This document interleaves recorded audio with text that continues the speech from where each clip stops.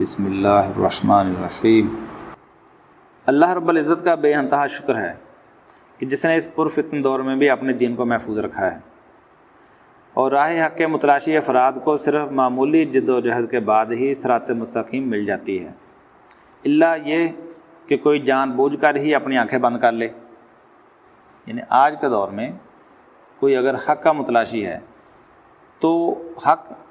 اس کے گھروں کے اندر پڑا ہے، حق اس کی جیبوں کے اندر پڑا ہے، یعنی حق کی تلاش اس کے لیے بہت آسان ہے، لیکن کوئی جان بوجھ کر آنکھیں بند کر لے، سمجھ کر نہ سمجھنا چاہے، لاپرواہی کرے، اس کی اہمیت کو نہ سمجھے، وہ ایک دوسری بات ہے۔ لیکن آج کے دور میں کوئی یہ نہیں کہتا کہ میں نے تلاش کیا اور مجھے حق ملا نہیں۔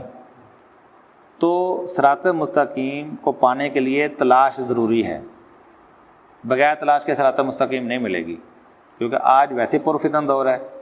تو پرفتن دور میں جہاں ہر شخص جو ہے وہ اپنے آپ کو اصلی اسلام کا نگران، اپنے آپ کو اصلی اسلام کا پاسبان ہر بندہ سمجھے بیٹھا ہے، ہر فرقہ اپنے آپ کو کہتا ہے کہ اصلی دین میرے پاس ہے، تو ایسے دور کے اندر صراط مستقیم کو پانا مشکل ضرور ہے، لیکن کوئی کوشش کرے تو ضرور مل جاتا ہے۔ موجودہ دور میں جس مسئلے نے سب سے زیادہ شہرت حاصل کی ہے وہ مسئلہ تکفیر ہے۔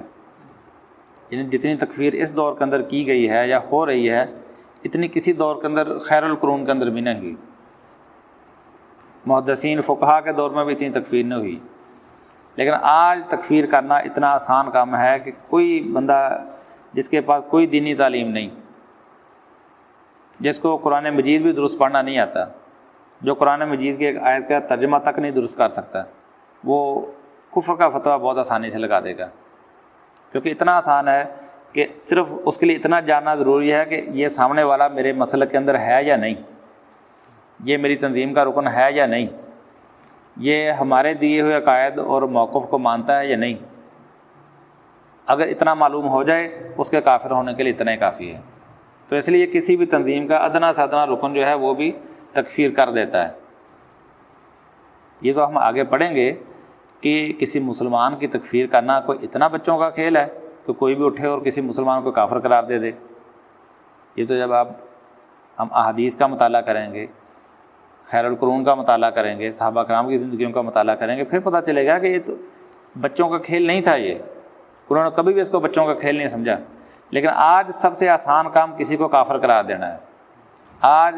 ہر شخص مفتی پہلے ہے، باقی اس کو چاہے صلاۃ ادا کرنی آئے یا نہ آئے، اس کو صلاۃ کا ترجمہ بھی نہ آئے چاہے، لیکن فتویٰ اس سے جس کے اوپر مرضی لگا لو، کیونکہ فتوے کا آسان فارمولہ کیا ہے کہ یہ ہمارے مسلک میں ہے یا نہیں ہے۔ تو لہذا اس مسئلہ تکفیر نے اس دور میں سب سے زیادہ شہرت حاصل کی۔ اس کی بنیادی وجہ یہ ہے کہ موجودہ صدی میں پوری دنیا میں احیاء دین یعنی اسلامی انقلاب کی بہت زیادہ تحریکیں اٹھیں، یعنی دین کی سربلندی، دین کو نئے سرے سے پھر غالب کرنے کی تحریکیں اٹھیں۔ اس کی وجہ کیا تھی؟ اس کا بڑا سبب یہ تھا کہ گزشتہ صدیوں میں مسلمانوں کا سیاسی زوال جو ان کے اوپر وقوع پذیر ہوا، یعنی مسلمان ان آخری 2-3 صدیوں 4 صدیوں کے اندر لگاتار شکست کھاتے چلے گئے، پوری دنیا کے اندر ان کی حکومتیں زوال پذیر ہوتی چلی گئیں، اور یہاں تک کہ اس برِ صغیر کے اندر جو مغلیہ بادشاہ بہادر شاہ ظفر جو آخری مغل بادشاہ تھا، وہ بھی ایسٹ انڈیا کمپنی نے اس کو قید کر لیا۔ یعنی برِ صغیر کے اندر مسلمانوں کا زوال آیا، جو پچھلے 800 سال سے لگاتار یہ حکومت اس خطے کے اندر کرتے آ رہے تھے، اور ادھر دوسری طرف سلطنت عثمانیہ کا زوال 1923 میں آ گیا۔ تو یہ خلافتوں کا، یہ بادشاہتوں کا، یہ حکمرانی کا جو زوال آیا، جس امت نے پچھلے 1000 سال تک پوری دنیا کے اوپر حکومت کی تھی، وہ اتنی نچلی سطح پر آ گئے کہ غلاموں سے بدتر جن کی زندگی ہو گئی۔ یہ جن قوموں کو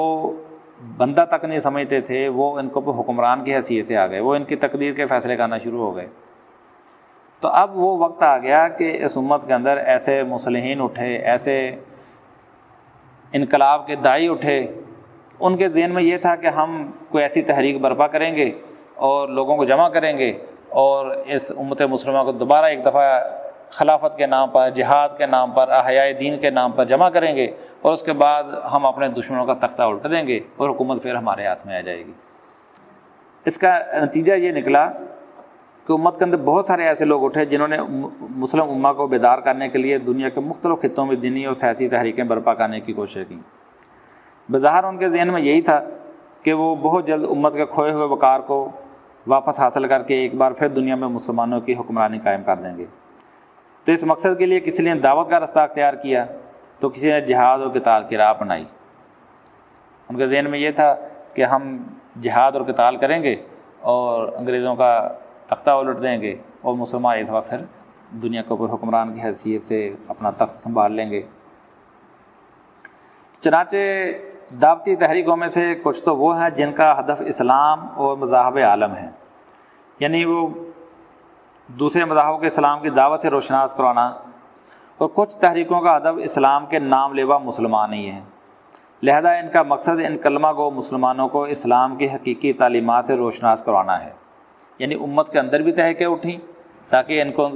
پھر دوبارہ اسلام کی جو بنیادی تعلیمات ہیں ان سے آگاہ کریں،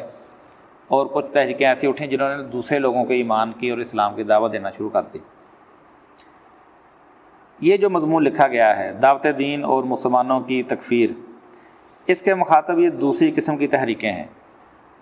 جہادی تحریکیں نہیں بلکہ یہ دوسری داعی قسم کی تحریکیں۔ جب کلمہ کو مسلمانوں کی اصلاح کے لیے یہ تحریکیں پیدا ہوئیں تو ان کے سامنے سب سے پہلا سوال یہی پیدا ہوا کہ آیا ان لوگوں کو امت مسلمہ کے بگڑے ہوئے مسلمان سمجھ کر ان کی اصلاح و تربیت کی جائے، یا ان کو کافر، مرتد اور امت سے خارج سمجھ کر نئے سرے سے اسلام قبول کرنے کی دعوت دی جائے۔ تو جب آپ پوری دنیا کے اندر اٹھنے والی ان تحریکوں کا مطالعہ کریں گے تو آپ کو پتہ چلے گا کہ ہر طرح کی تحریک سے آپ کا واسطہ پڑے گا، یعنی ایسے لوگ بھی جو ان کو بگڑے ہوئے مسلمان سمجھتے ہیں، تو انہوں نے ایمان اور اخلاق کی محنت ان کے درمیان شروع کی۔ وہ لوگ بھی، وہ تحریکیں بھی ملیں گی جنہوں نے کہا کہ یہ لوگ چونکہ کافر ہو چکے ہیں یا یہ مرتد ہو چکے ہیں، کیونکہ کلمہ انہوں نے پڑھا ہوا تھا، قرآن مجید ان کے گھروں میں پڑھا تھا، نسل در نسل اسلام ان کے پاس موجود تھا، لہذا ان لوگوں نے چونکہ اسلام کو سمجھنے کے باوجود، قرآن مجید گھروں میں ہونے کے باوجود، کلمے کے اقرار کے باوجود، چونکہ کلمے کو قائم نہیں کیا، قرآن مجید کی تعلیمات سے انحراف کیا، چونکہ قرآن گھر میں موجود ہونے کی وجہ سے ان کے اوپر تمام حجت بھی ہو چکی ہے، تو لہذا ان لوگوں نے جو اسلام سے انحراف کی جو زندگی گزارنا شروع کی ہے تو گویا کہ یہ مرتد ہو چکے ہیں، اور یہ چونکہ مرتد ہو چکے ہیں لہذا ان کا قتل کرنا بھی جائز ہے، ان کے ساتھ جنگیں کرنا بھی جائز ہے۔ تو ایسی تحریکیں بھی آج بھی دنیا کے اندر موجود ہیں جو ان کلمہ کو مسلمانوں کو مرتد سمجھتی ہیں، کچھ ان کو کافر سمجھتی ہیں کہ یہ کافر ہیں، مشرک ہیں، کلمہ کو مشرک ہیں، ان کو اسلام کی دعوت دینی ہے، اور کچھ تحریکیں ایسی ہیں جو ان کو مرتد سمجھتی ہیں اور ان کے ساتھ قتال کرنا، ان کی قتل و غارت کرنا، ان کا مال لوٹنا وہ بالکل جائز سمجھتے ہیں۔ چنانچہ کچھ تحریکوں نے تو انہیں بگڑے ہوئے مسلمان سمجھ کر ہی ان کی اصلاح کی تگ و دو شروع کر دی۔ اب جنہوں نے ان کو بگڑے ہوئے مسلمان سمجھ کے اصلاح کی کوشش کی تو اس کے نتیجے میں ایک پازیٹیو تبدیلی بھی آئی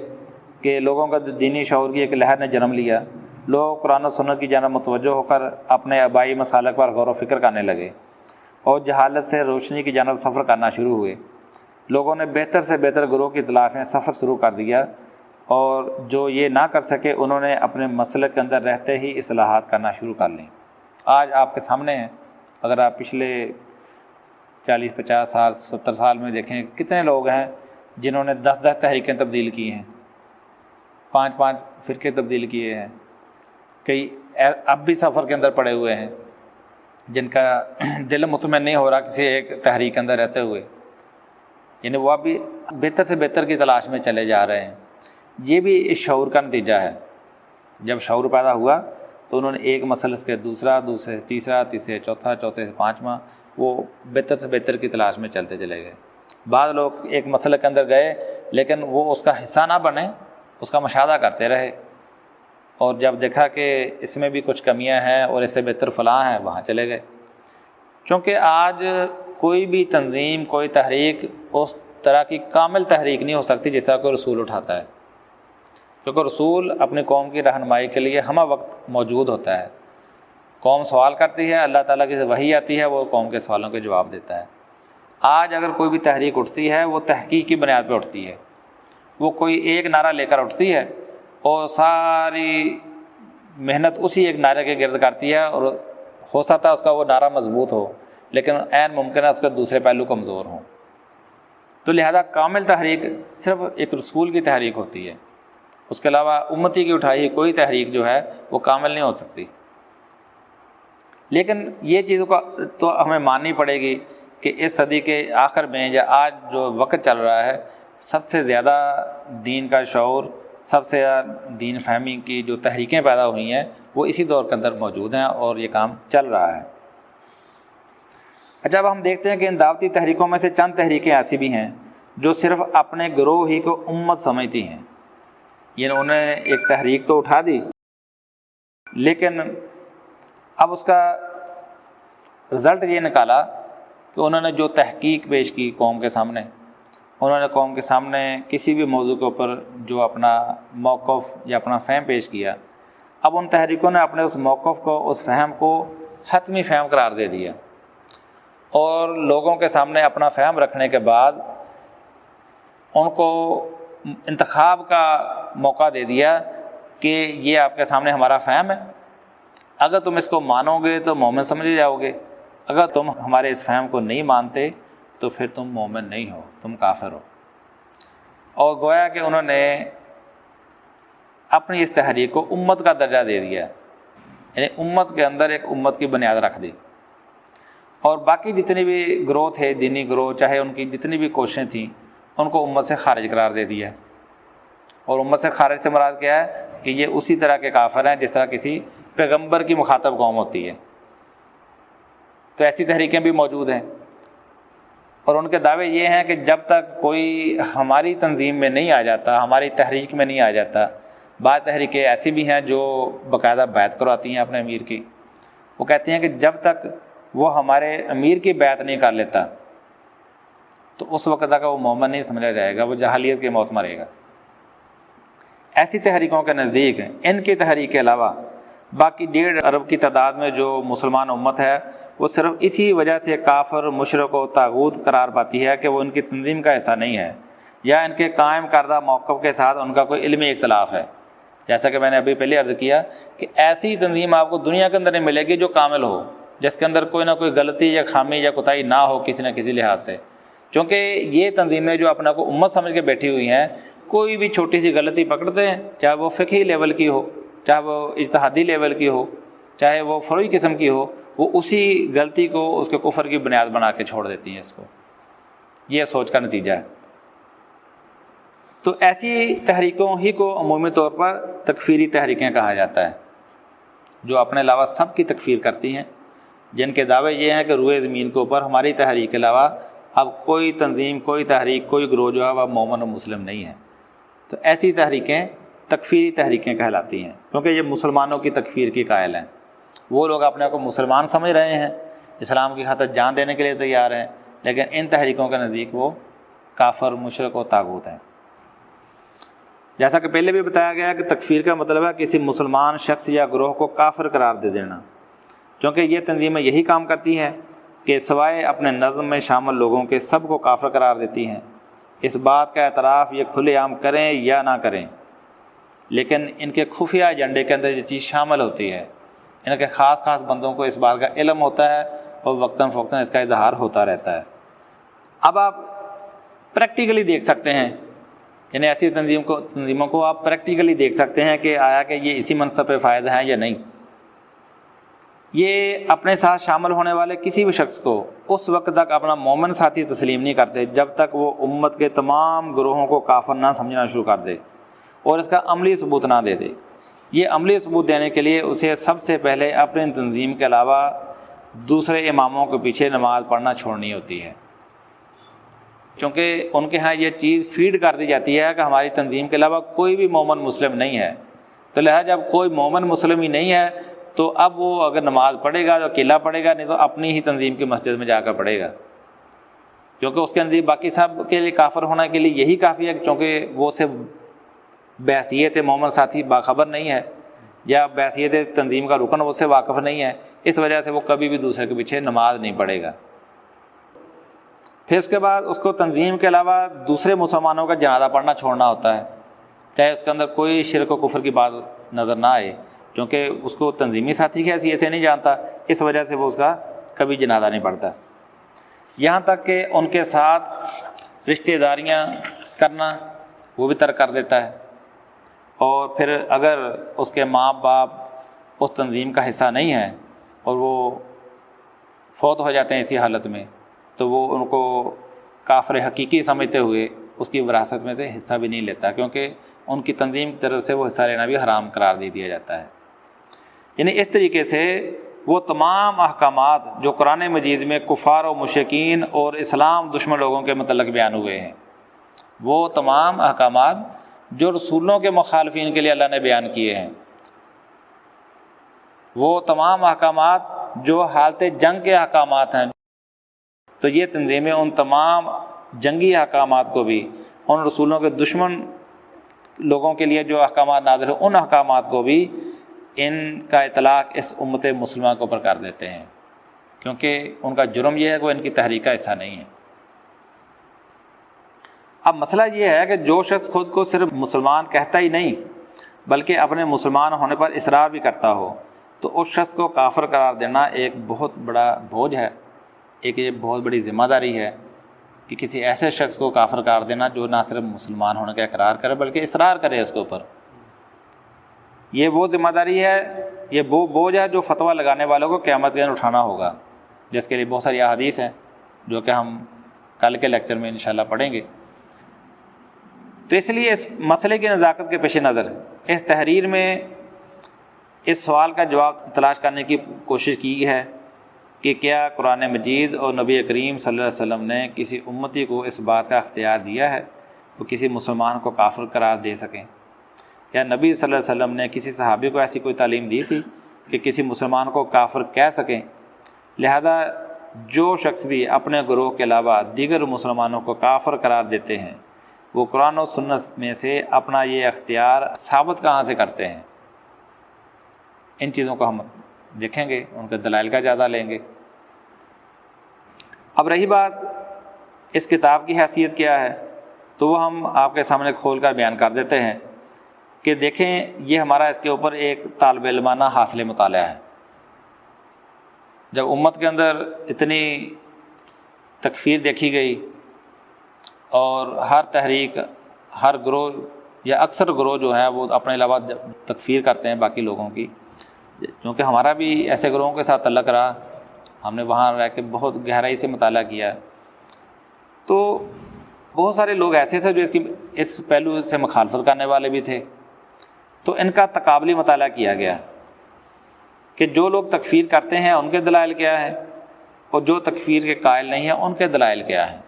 ان دونوں کا تقابلی مطالعہ کرنے کے بعد جس نتیجے کے اوپر ہم پہنچے ہیں وہ اس کو ہم نے اس کتاب کے اندر قلم بند کر دیا ہے۔ ہم اپنی اس ساری کوشش کو غلطی سے مبرہ قرار نہیں دیتے، غلطی ہو سکتی ہے، جس طرح باقی لوگوں کے فہم کی غلطیاں ہو سکتی ہیں، ہم سے بھی سرزد ہو سکتی ہے۔ ہم حرف آخر بات صرف اللہ کی بات کو مانتے ہیں اور اللہ کے بعد رسول اللہ صلی اللہ علیہ وسلم کی بات کو حرف آخر مانتے ہیں، جن سے اختلاف نہیں کیا جا سکتا۔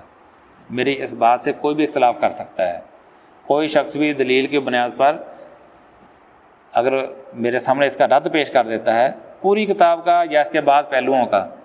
تو میں اس کو شکر گزار بھی ہوں گا اور اپنی اصلاح کرنے کے لیے بھی تیار ہوں۔ تمام بھائی جو اس کتاب کو پڑھیں یا اس لیکچر کو سنیں تو ان سے گزارش ہے کہ اس کا غیر جانبدارانہ مطالعہ کریں، غیر متعصب ہو کر، اپنے آپ کو سارے فرقوں سے نیوٹرل ہو کر، خالی ذہن ہو کر اس کا مطالعہ کریں، اور جو بات آپ کو اچھی لگے آپ اس کو قبول کریں، اپنائیں اس کو، اور اگر ہماری اصلاح کے لیے اس کو کوئی چیز نظر آئے تو وہ ہمیں بھی بتائے، ہم اپنی اصلاح کریں گے۔ لیکن ایک چیز ضرور ہے کہ جو بھائی بھی دین کے لیے مخلص ہے اگر ایک دفعہ اس کتاب کو پڑھے گا تو وہ اپنے پرانے نظریات کے اوپر نظر ثانی کرنے کے لیے مجبور ضرور ہو جائے گا۔ اللہ تعالیٰ سے یہ دعا ہے کہ اللہ تعالیٰ ہم سب کو صراط مستقیم پر استقامت عطا فرمائے۔ وقول قولی ھذا استغفر اللہ لی ولکم ولسائر المؤمنین والمؤمنات والمسلمین والمسلمات۔